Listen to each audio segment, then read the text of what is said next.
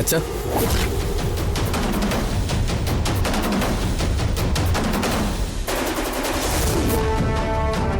എന്താടാ നിന്റെ business meeting കഴിഞ്ഞോ? കഴിഞ്ഞു അച്ഛാ. ഞാൻ ദേ വന്നോണ്ടിരിക്കുക. എവിടെ എത്തി നീ? ഞാൻ ദേ ഇപ്പൊ എത്തും. 1/2 മണിക്കൂർ. എന്താ അച്ഛാ? ഒന്നുമില്ല, നീ എവിടെ എത്തിന്ന് അറിയാൻ വേണ്ടി വിളിച്ചതാ. നീ വെച്ചോ.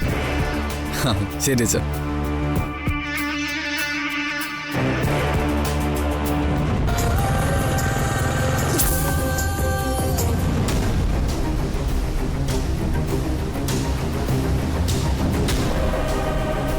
ഇവിടുന്ന് വാളിന് തീ പിടിച്ച പോലെ അനീഷും ദേവികയും ചേർന്ന് നിന്നെ തിരക്കി ഇറങ്ങിയിട്ടുണ്ട്.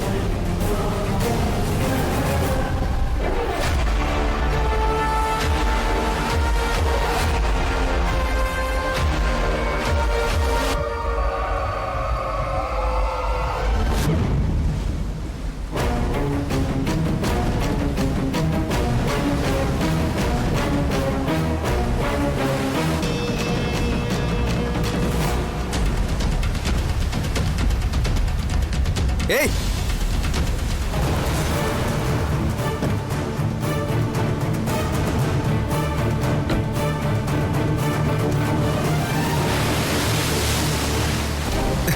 ഏയ്,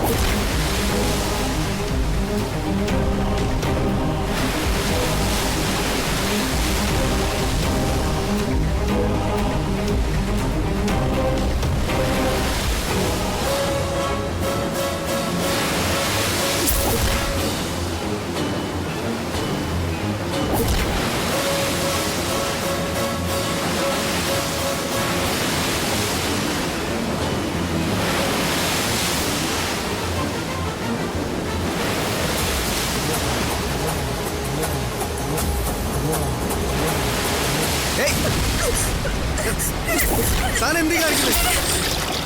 എഴുന്നേക്ക്, എഴുന്നേക്ക്, ഇങ്ങോട്ട് വാ. ഏയ്, പറയുന്ന കേക്ക്. താൻ എന്ത് പ്രാർത്ഥന കാണിക്കുന്നേ? ഇങ്ങോട്ട് വാ. എടോ, താൻ എന്ത് പണിയാ കാണിച്ചേ? താൻ ഇതിനെ കടലിലേക്ക് ഇറങ്ങിപ്പോയേ?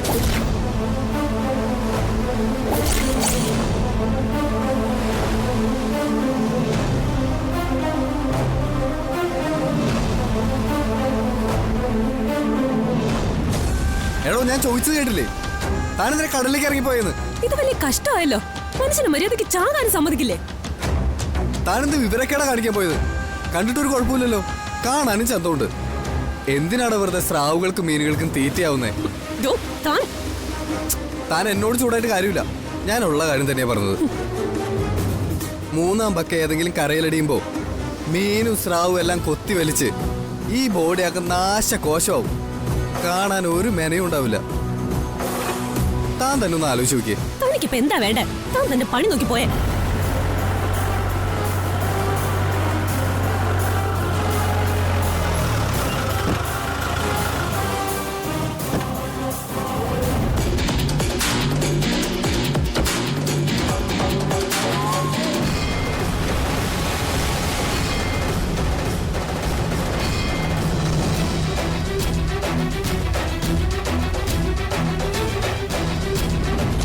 താൻ സത്യം പറ, എന്താ പ്രശ്നം? എനിക്ക് തോന്നുന്നു പോലെ എന്താ ഇവിടെ ഒരു ബഹളം? സാറേ, ഈ കുട്ടി കടലിൽ ചാടി ആത്മഹത്യ ചെയ്യാൻ ശ്രമിച്ചിരിക്കുന്നു. ഞാനാ രക്ഷിച്ച് കരയിൽ കയറ്റിയെ.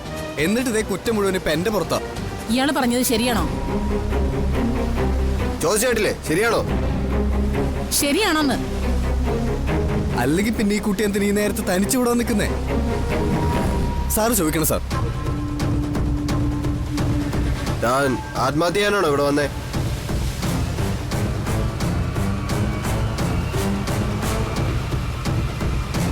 എന്താ നിന്റെ പേര്? അഞ്ജിത. എവിടെ നിന്റെ വീട്? വെൺപാലവട്ടത്തിനടുത്ത. ഇയാള്? എന്റെ പേര് അഭിഷേക് എന്നാണ് സാർ. ബിസിനസ്സാണ്. എന്താ ഇവിടെ? ഞാൻ ആക്ച്വലി കുറച്ച് ദിവസമായിട്ട് ബിസിനസിന്റെ ആവശ്യമായിട്ട് ദുബായിലായിരുന്നു. മോർണിംഗ് നെടുമ്പാശ്ശേരി ലാൻഡ് ചെയ്തിട്ട് കൊച്ചിയിലൊരു മീറ്റിംഗ് അറ്റൻഡ് ചെയ്തിട്ട് വരുന്ന വഴിയാണ് അപ്പോഴാണ് ആക്സിഡന്റലി ഈ കുട്ടി കടലിലേക്ക് ഇറങ്ങിപ്പോന്ന് ഞാൻ കണ്ടത്.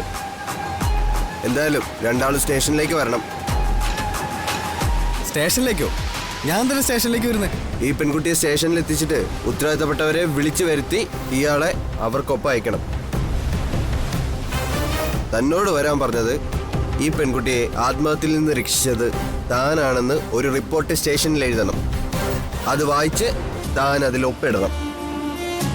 ഓക്കെ, വാ. ഞാൻ വരാം. ഞാൻ എൻ്റെ കാറിൽ വന്നോളാം. അവളെ കൊണ്ടുവരാം.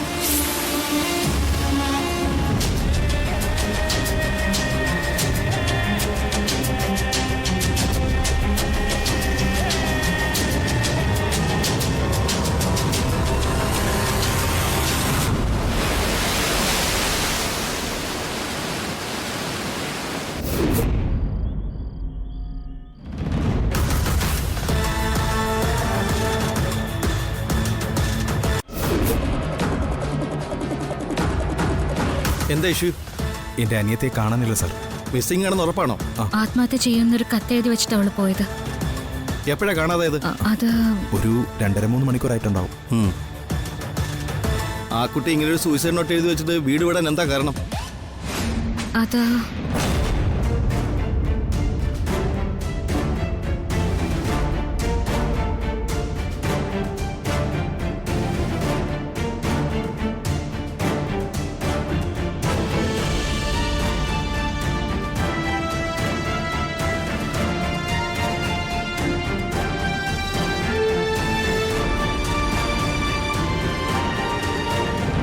ശരി ശരി, നമുക്ക് അന്വേഷിക്കാം. ശരി സാർ. ആദ്യം വിശദമായിട്ട് ഒരു പരാതി എഴുതി കൊടുക്ക്. ദേവിക. ഒരു പരാതി എഴുതി വാങ്ങിച്ചോ. സാർ.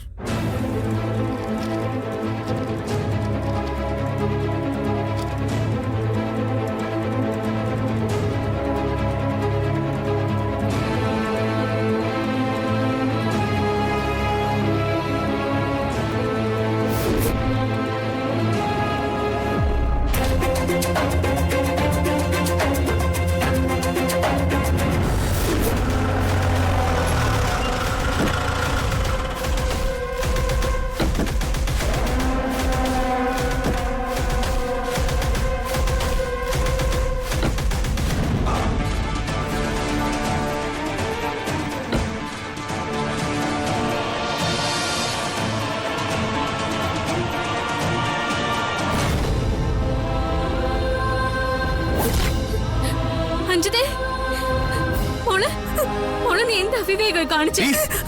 അഞ്ജിത വേണ്ട.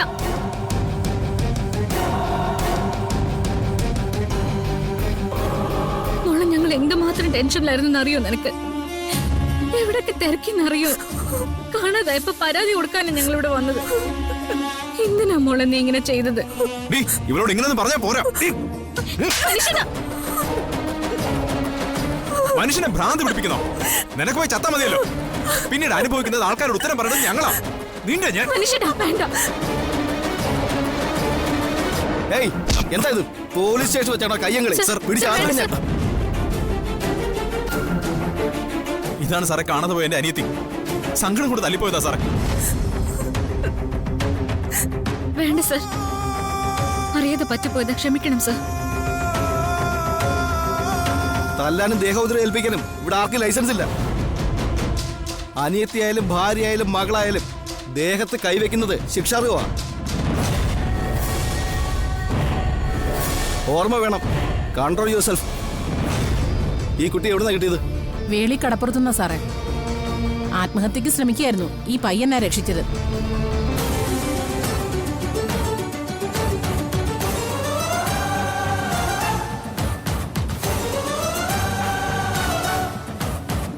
സ്റ്റേഷനിൽ എഴുതി വെപ്പിച്ചിട്ട് വിടാൻ വേണ്ടിയാ കൊണ്ടുവന്നേ.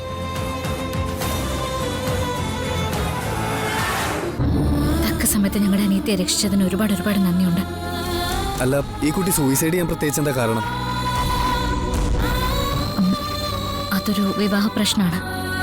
കൂടുതൽ പറയാൻ ഇവിടെ വിഷമിക്കും. അല്ല, ഞാൻ ചോദിച്ചെന്നേ ഉള്ളൂ. എന്തായാലും കുട്ടിയെ സേഫായിട്ട് തിരികെ കിട്ടിയല്ലോ. ഞങ്ങളിവിടെ വീട്ടിലേക്ക് കൊണ്ടുപോട്ടെ സർ. വേറെ പരാതി ഒന്നും ഇല്ലാത്തതുകൊണ്ട് കൊണ്ടുപോയിക്കോളൂ.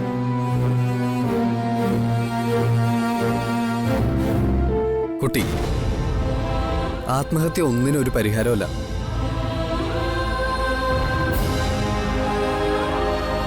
ജീവിതത്തിൽ ഒരിക്കലും ഇതുപോലുള്ള അബദ്ധം കാണിക്കരുത്. കേട്ടല്ലോ?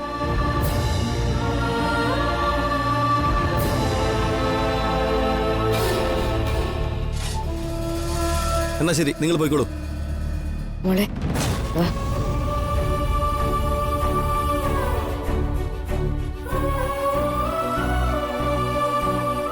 Thank you sir, thank you.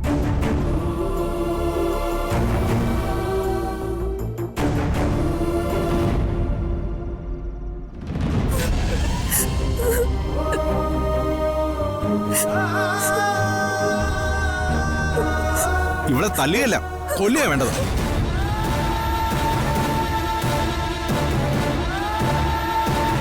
അർഹതയില്ലാത്ത കല്യാണം നടത്താൻ വേണ്ടി കള്ളത്തരം കാണിച്ചോണ്ടല്ലേ അത് മുടങ്ങിപ്പോയത്. അതിന് നീ അമ്മയാ കാരണക്കാര്.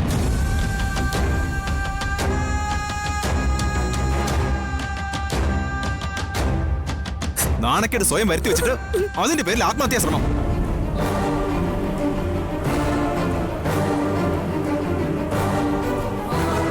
നീ ഞങ്ങളെ വെറുതെ വെള്ളം കുടിപ്പിച്ച് കളഞ്ഞല്ലോ അഞ്ചതേ. നാട് മുഴുവൻ ഇവിടെ അന്വേഷണം നടന്നിട്ട് ആ പോലീസ് സ്റ്റേഷനിൽ നിന്ന് ഒരുക്കിയത് ഞാനും ദേവികയുവാ.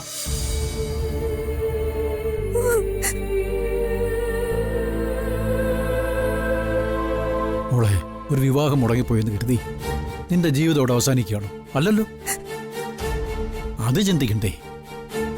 ഒരു വിവാഹം മുടങ്ങിപ്പോയാ അതിനേക്കാൾ വലിയൊരു ബന്ധം ഇനിയും വരുമെന്ന ആത്മവിശ്വാസം നീ ഉണ്ടാക്കിയെടുക്കണം.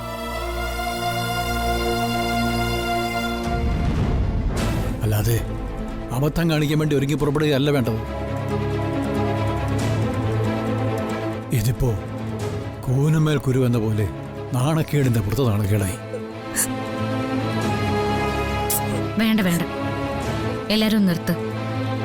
അവളാകെ മനസ്സ് തകർന്നു നിൽക്ക. അതിനിടയ്ക്ക് എല്ലാരും കൂടി അവളെ ചീത്ത പറഞ്ഞാലോ? ഇനി ആരും അവളെ കുറ്റപ്പെടുത്തണ്ട.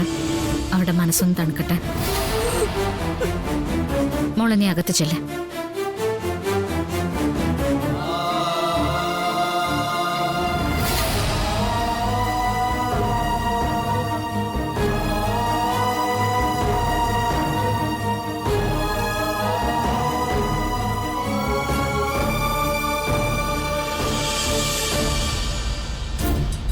നിങ്ങളല്ലേ അവൾക്ക് വളം വെച്ച് കൊടുക്കുന്നത്? ഇനി അവൾക്ക് വളം വെച്ച് കൊടുക്ക്.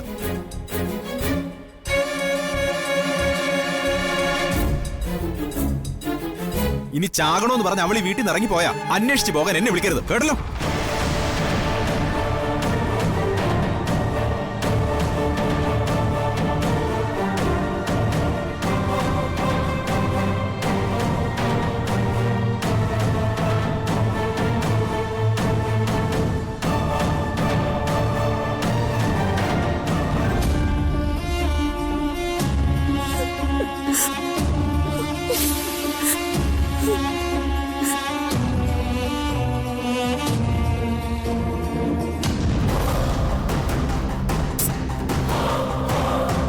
കാണിച്ചത് വലിയ മണ്ടത്തരായിപ്പോയി.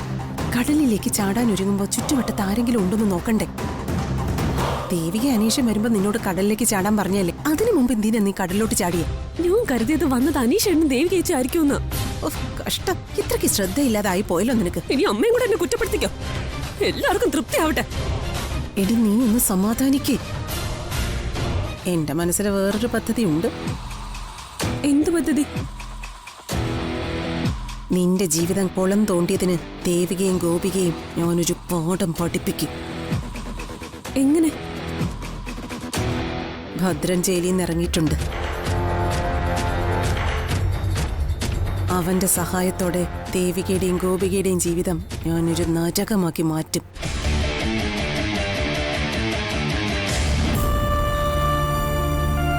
മോളിതുവരെയൊന്നും കഴിച്ചില്ലല്ലോ. ഇത് കഴിക്കേ.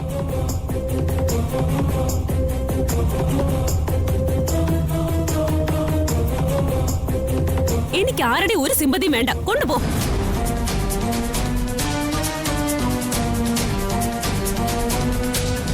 മോളെ നീ ഫുഡ് കഴിക്കേ. കൊണ്ടുപോവാനല്ലേ പറഞ്ഞ? കൊണ്ടുപോ.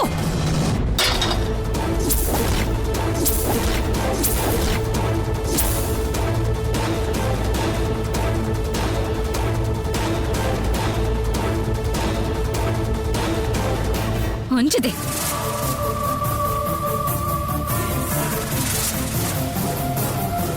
പൊന്നും ദൈവമാണ്. അത് തട്ടിയെറിഞ്ഞത് മഹാപാപവും. എന്നോടും ഗോപികയോടുള്ള ദേഷ്യം നീ ആഹാരത്തിനോട് കാണിക്കണ്ട.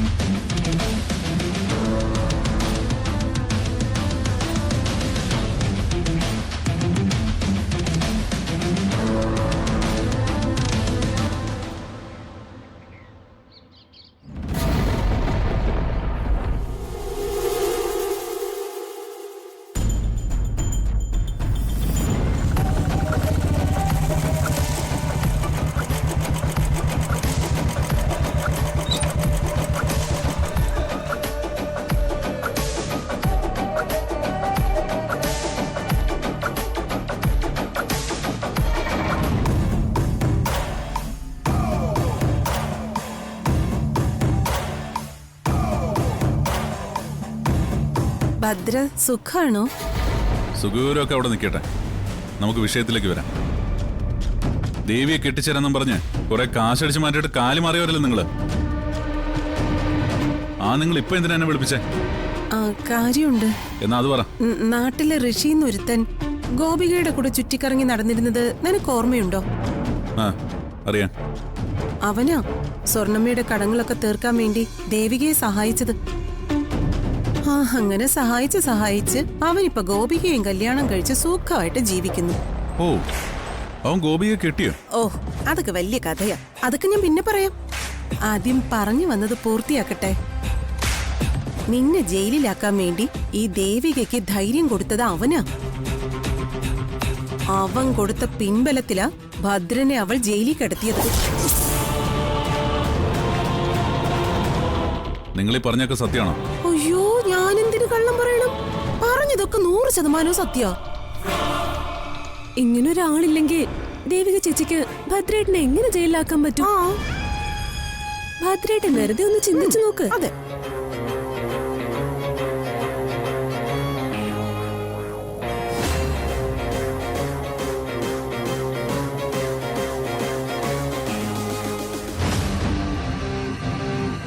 ഋഷി അവനിപ്പോ എവിടെ ഉണ്ട്? അയാളെ സിറ്റി തന്നെ ഉണ്ട്. നിങ്ങൾ അവനെ എനിക്കൊന്ന് കാണിച്ച. എന്നെ ജയിലിൽ കിടത്തിയ അവൻ ഇനി അങ്ങനെ സ്വസ്ഥമായിട്ട് ജീവിക്കണ്ട. അവന്റെ ജീവിതം ഞാൻ താറുമാറാക്കും. അവന്റെ ഫോട്ടോ മതിയോ? മതി. ഇപ്പൊ തരാം.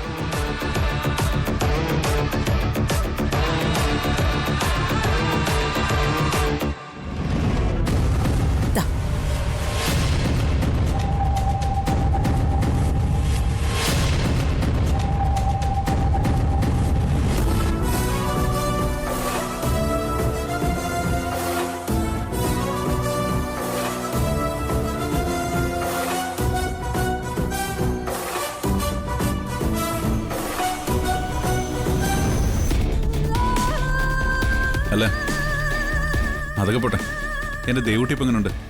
എന്തു പറയാനാ, അവളെ ഇപ്പൊ ആരും ചോദ്യം ചെയ്യാനില്ല എന്നുള്ള അഹങ്കാരത്തില് ചുറ്റിക്കറങ്ങി നടക്കുകയല്ലേ. അവളിപ്പോ അങ്ങനെ ചുറ്റിത്തിരിയട്ടെ. പക്ഷേ അധികം വൈകാതെ തന്നെ അവളുടെ കഴുത്തിൽ ഞാൻ താലി കെട്ടിയിരിക്കും.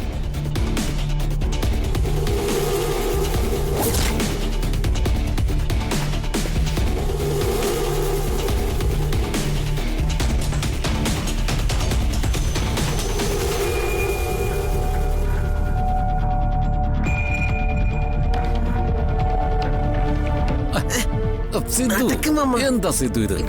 നീ കസര എഴുതാൻ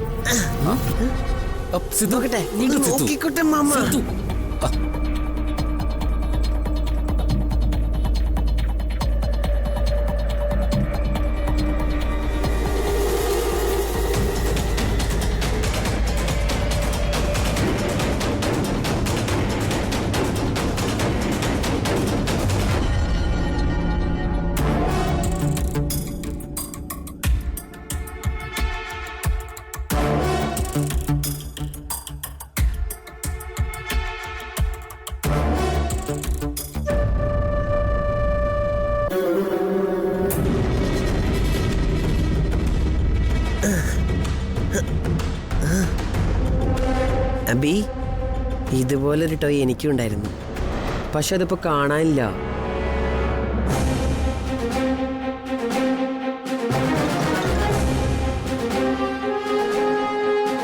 ഈ ടോയ് എനിക്ക് തരുമോ? അയ്യോ, ഇത് ടോയ് ഒന്നുമല്ല ഏട്ടാ. ആ പിന്നെ ഇത് പെൻഡ്രൈവാ. എന്റെ ജോലി സംബന്ധമായ കാര്യങ്ങളാണ് ഇതിനകത്തുള്ളത്.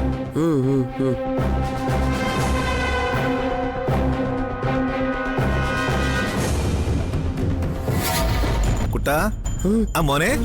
എന്താ ചെറിയച്ചാ? അല്ല മോനെ, ഇതുപോലൊരു ടോയ് മോന്റെ കയ്യിലുണ്ടായിരുന്നു മോൻ പറഞ്ഞില്ലേ? ആ ഉണ്ടായിരുന്നു. അതിപ്പോ എവിടെ പോയി?